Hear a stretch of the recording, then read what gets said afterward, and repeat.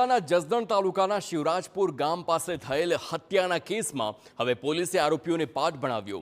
ગત 13 તારીખે છગનભાઈની હત્યા થઈ હતી। વાહન પાર્કિંગ બાબતે બબાલ બાદ હત્યા કરાઈ હતી। સમગ્ર ઘટના સીસીટીવીમાં કેદ થઈ। સમગ્ર મામલે બંને પક્ષના કુલ 12 લોકો સામે નામજોગ ફરિયાદ નોંધાઈ છે।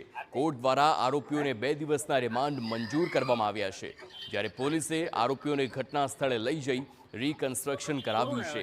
रिकन्स्ट्रक्शन दरमियान एलसीबी, एसओजी અને સ્થાનિક પોલીસનો મોટો કાફલો હાજર રહ્યો હતો।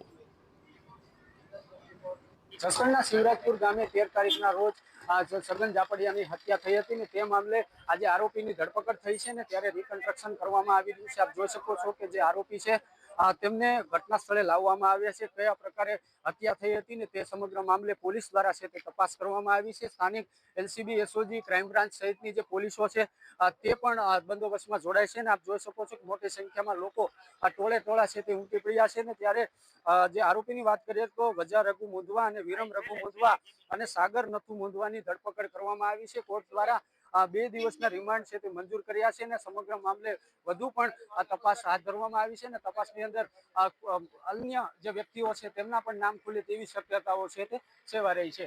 રાજેશ લિંબાચિયા, TV9 જસદણ।